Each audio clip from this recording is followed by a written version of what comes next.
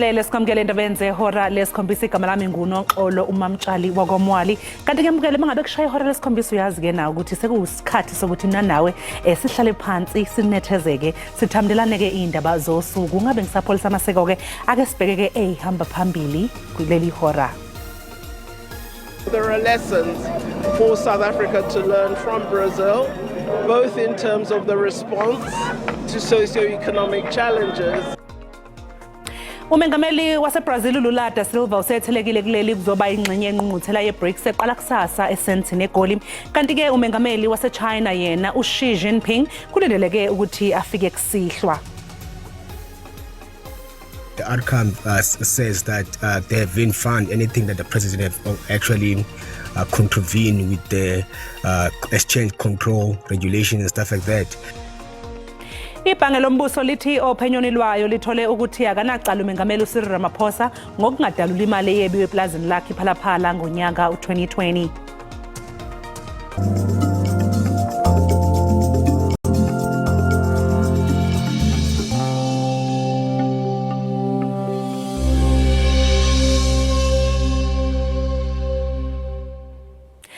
Umengameli wezwe laseBrazil uLula da Silva uthelekile eNingizimu Afrika ekseni namhlanje njengoba phela inhloko eziningi zamazwe enhlangano iBRICS zizokwethamela ingqungquthela eqala kusasa eSandton eGoli. Umengameli ke wezwe laseChina uXi Jinping yena kulindeleke ukuthi afike namuhla kusihlwa. Umengameli uLula da Silva utheleke ekseni namhlanje esikhumulweni sezindiza iOR Tambo eGoli. Izwe laseBrazil ngelinye lamazwe okuqala ngqa ekusungulekeni kwenhlangano iBRICS kanti selineminyaka eminingi linobudlelwano obuhle neNingizimu Afrika.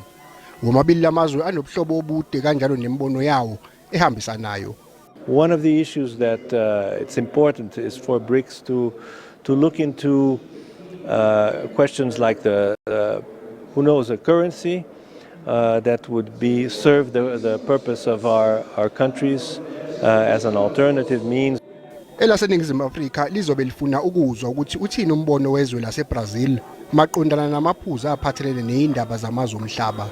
A very important country, both in terms of being a regional power, but also a country that has rapidly modernized and grown its economy and diversified its economy. So there are lessons for South Africa to learn from Brazil, both in terms of the response to socio-economic challenges, but also ensuring broader growth in the country. Umengameli wezwe laseChina uXi Jinping nokulindeleke ukuthi afike kusihlwa namuhla uzobonana nezikhulu zikahulumeni ngaphambi kokuthi ahlanganyele nabanye abaholi bamazwe eBRICS engqungqutheleni eqala kusasa. Undunankulu wezwe lase-India uNarendra Modi yena kulindeleke ukuthi atheleke kusasa ekseni. Kusenjalo ungqongqoshe weimboni nohwebo uIbrahim Patel uthi amazwe ayingxenye yeBRICS kumele abambe iqhaza ekhulisweni kokusetshenziswa kwezobuchwepheshe besimanje nokuphehla amandla ngendlela engayingcolisi imvelo. Ukusho lokhu ke ngaphambi kokuqala kwengqungquthela yamazwe eBRICS kusasa. Ungqongqoshe wezimboni uthi umkhakha wezokukhiqiza usebenzisa amandla ngaphezulu kwama-40 emhlabeni jikelele ubhekene nezinselelo. Kepha-ke asekhona amathuba okukhiqiza okungayilimazi imvelo. Diversification of energy sources is important, and we'll continue to pursue the efficient use of fossil fuels and increase the share of renewable energy in our economies, including through biofuels, solar, wind, green hydrogen and hydro. Umkhandlu weBRICS uthi kumqoka ukuthi umkhakha wezokukhiqiza uthuthukiswe ukuze ube nekusasa elibonakalayo emhlabeni jikelele. By investing in green manufacturing, we can promote innovation. We can drive sustainable economic growth, all while preserving the environment and livelihoods. Ukwentuleka kwezohwebo eNingizimu Afrika kuthathwa njengethuba lokwengeza emikhiqizo ehlukene kanye nokuthuthukisa ukuhwebelana. Maintains a deficit across all the 4 member states, or 5 with us, and that is something that it's been documented as a challenge, but we want to convert it into an opportunity. Lomkhandlu wezamabhizinisi uthi izwekazi Afrika linenqwaba yemithombo kanye nabantu abasha okufanele babambe iqhaza emnothweni. Ungqongqoshe wamaphoyisa ubheka icele uthi bami ngomumo eqapheni ezoqala kusasa ingqungquthela yamazwe iBRICS esentini eGoli. Amaphoyisa, amasosha kanye nabezimo eziphuthumayo sebekulungele ukuqapha isimo njengoba iqala kusasa ingqungquthela yamazwe omhlaba iBRICS. Ukhomishana wamaphoyisa kuzwelonke uthi kufanele eqinisekiswe ukuthi izivakashi ziphephile. We have brought you all together here to come and make sure that the inhabitants of this area where we are and South Africa at large are safe. And as law enforcement, let's go out there and make sure that we protect everybody, locals, foreigners, everybody must feel at home. Ungqongqoshe wamaphoyisa ubheka icele uthi bakulungele ukwenza umsebenzi wokuqinisekisa ukuphepha futhi bazosebenza ebusuku nemini. Uthi lena ingqungquthela enkulu yesibili ebanjelwe kuleli.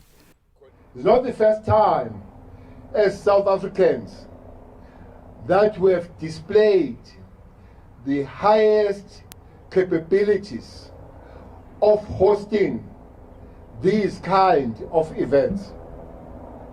One event that everybody kept asking if we're capable to do was the World Cup. Ucele uthi unethemba lokuthi le ngqungquthela izohamba ngendlela efanele futhi ibe nezithelo ezinhle. Eindabeni ze-SABC ngiuzinhle SABC eGoli.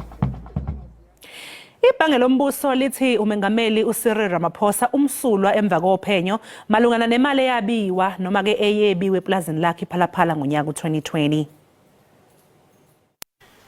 Iwezombusazwe ukhaya sithole uthi uphenyo oluthatha unyaka wonke aligqulisi neze. Usithole uthi istatement esikhishwe ibhange lombuso sixaka abantu abaningi. The statement itself is quite surprising in the fact that it fails to appreciate the gravity of the public interest dimension in this matter.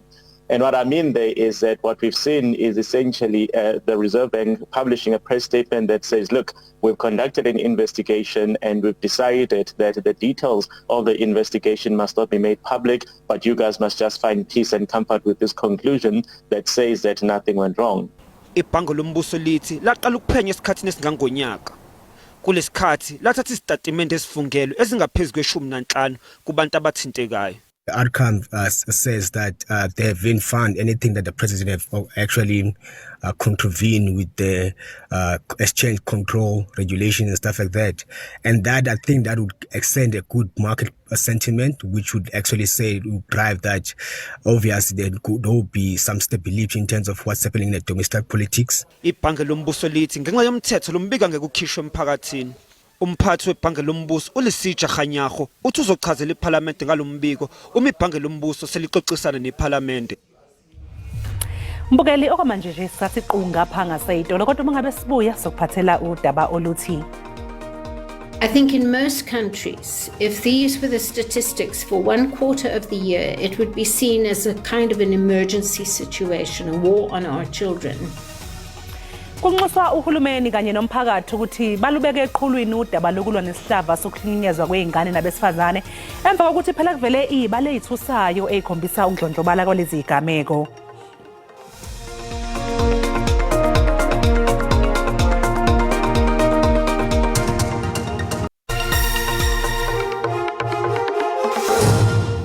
Siphinde sikubingelele sikwamukele mangabe usanda kungena udaba oluphambili besibike ukuthi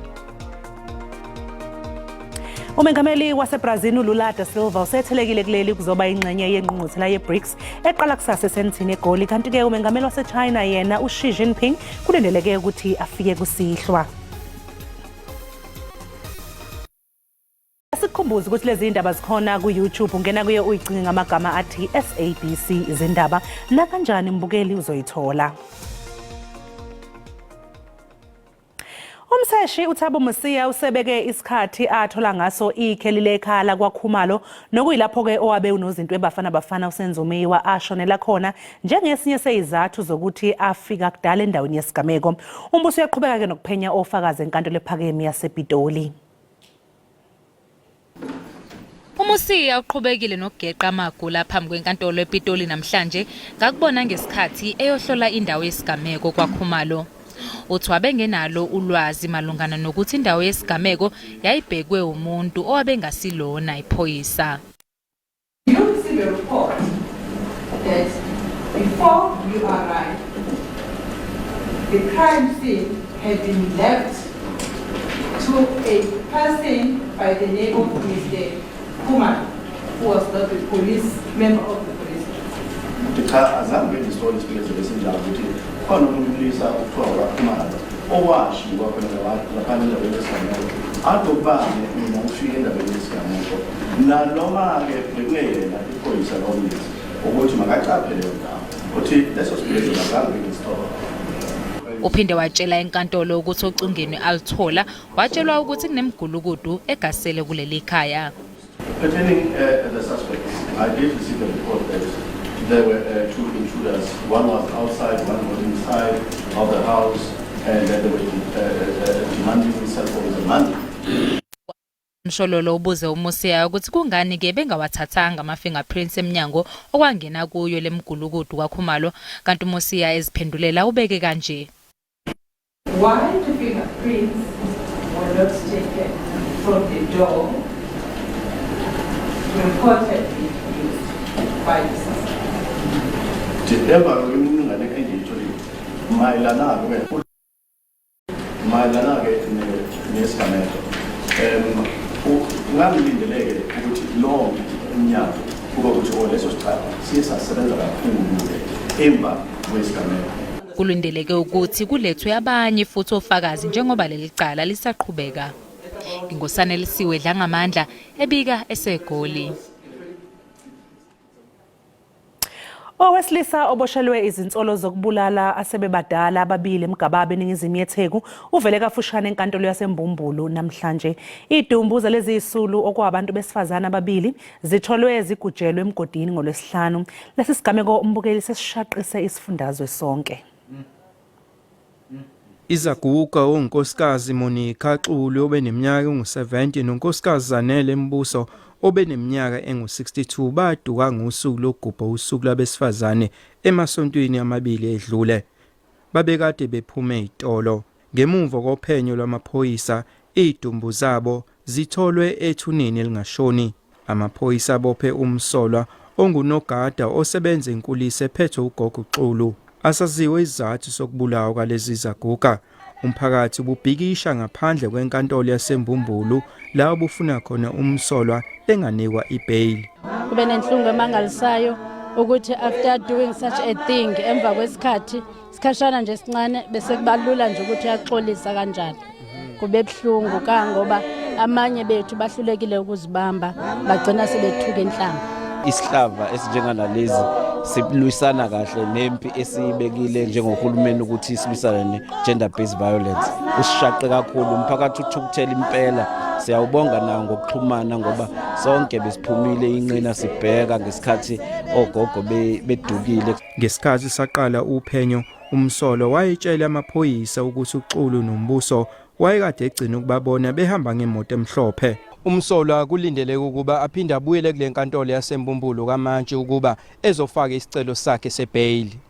Ey'ndabeni za-SABC nginguVusi Khumalo eMbumbulu eningizimu yeTheku. Izinhlangano ezilwela amalungelo abantu kuleli zinxusa uhulumeni kanye nomphakathi ukuthi balibeke eqhulwini udaba lokulwa nodlame olubhekiswe kubulili kanye nokuhlukunyezwa kwezingane. Lokhu ke kuza emva kokuthi kuvele izibalo ezikhombisa ukudlondlobala kwalezi zigameko. Celwa zonke inhlaka zomphakathi zilithathele phezulu udaba lodlame olubhekiswe kwabesifazane naseyinganeni. I think in most countries, if these were the statistics for 1/4 of the year, it would be seen as a kind of an emergency situation, a war on our children. I don't think that this war we refer to is a figurative war. There are people literally fighting on a day-to-day basis just to survive. Ibalo zakamuva zobugebengu uma kubhekwa mhlazizinye ngibasa kuya mhlazinga 30 insuku ngihlangulana nonyaka ziveza ukuthi bangamakhulu ayishiyagalombil namashumi ayishiyagalolunye nanhlanu besifazana babulewe. Kusenjalo naseyinganeni nzima njengoba nyakenye zazi ngama293 ezabulawa kulesi sigaba kanti kulonyaka isibalo sengezeke ngama50. We must, however, recognize that crime statistics offer a very limited view of society. While police interventions impact these statistics, there is a systematic and societal dynamic that contributes to underreporting. Bathi ngasiza ukubhekisisa izinto ezinjengendlela okwenziwa ngayo amasiko, isimo senhlalo mnotho kanye nekhala kwezemfundo. Umvikelo womphakathi osamisiwe uadvocate Busisiwe Mkhwebane unikezwe usuku lwanamhlanje kuphela ukuthi aphendule ngohlaka olumtholeni yecala ngokwesigaba sika section 194 esiphenya ngokuthi ingabe kulungele na ukuphatha kulesi sikhundla. Elusuku lokugqibela lokuba uMkhwebane aziphendulele kwisindululo sethutyana sale komiti sokuba akhululwe kwisikhundla sakhe. Ukuba akaphenduli, le komiti iza kuqhubekeka ngomsebenzi wayo wokucebisa iParlamente ngoma kwenzeke ngomkhwebane. Le komiti imxiphe kakhulu uMkhwebane isithi akasilungelanga isikhundla sakhe. The committee was able to sustain and establish evidence that sustains the misconduct and incompetence charges, whether this is CX, this is Friede, CR17, the Gordon matters, and so you go, as well as issues of incompetence. Le komiti iye yaqwalasela iingxelo eziliqela ezakhutshwa ngumkhwebane zaze zabekwa bucala zinkundla zamatyala. Kwingxelo ye-CX, le komiti ithi iyahambisana nesigqibo senkundla yomgaqo-siseko sokuba kwakungamelanga umkhwebane acebise iParlamente ukuba itshintshe umgaqo-siseko. Advocate Mkhwebane is guilty of misconduct in that her investigation in the lifeboat matter and the litigation that in search she adopted a dismissive, high-handed, biased and procedurally unfair approach in the investigation. Kodwa le komiti ithi ukuba umkhwebane akaziphenduleli kwingxelo yayo yethutyana, le komiti iza kuqhubekeka icebise iParlamente ukuba akhululwe kwisikhundla sakhe. Kwiindaba ze-SABC, Dingubulelani Philip eParlamente. Ufuna ubulungiswa umndeni womfundi kaMatikuletsheni okusolakala ukuthi ubulawe womunye umfundi esigamekweni okusolakala ukuthi ngesobhokolo eSenlut eLimpopo. Basashaqekile abafundi kulesikole emva kokuzibonela bukhoma kuhlaselwa uzakwabo nogcine ngokwedlula emhlabeni. Kukholakala ukuthi lo mfundi obenza uMatikuletsheni uhlaselwe ngokhuni womunye umfundi obefunda naye kulesikole. I stood up and hit a victim with an object on top of the head without us knowing how he will do that. And what happened, it happened in front of everyone in class. It was very traumatizing and we didn't even expect it. We lost our classmate in a very short period of time. Kunzima emndenini ukubhekana nesimo njengoba uthi indodana yawo ibinesifiso sokuba udokotela. What happened really hurt us. It is very painful. We are calling for justice. We are also struggling as a family. We want help. Sekuthunyelwe osonhlala kahle ukuthi bazokweluleka izingane ngokwengqondo.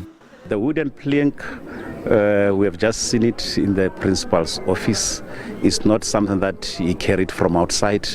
He just, took it in the classroom and, went to, the deceased and, struck him.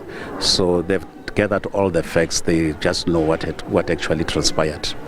Uphenyo mayelana nalesigameko liyaqhubeka kepha akacaci ukuthi iplangwe okuhlaselwe ngalo umfundi lisekhona yini emagcekeni esikole.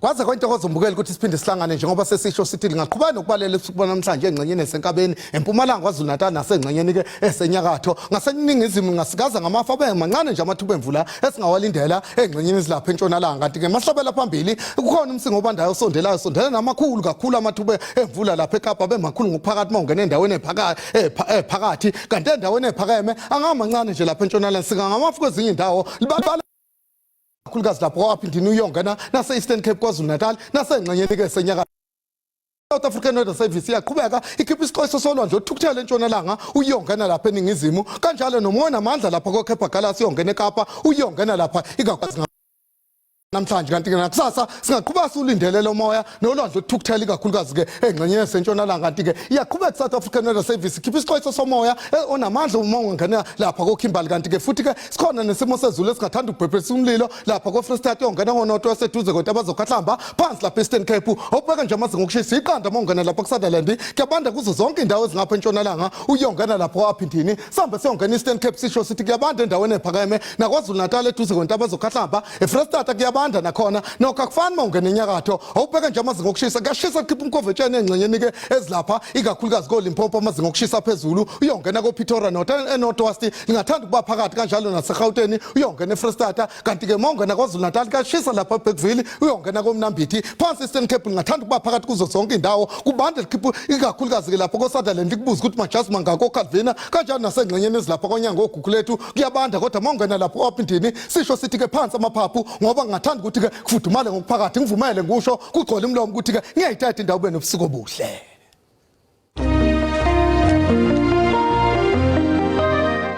Mbukeli usale kahle.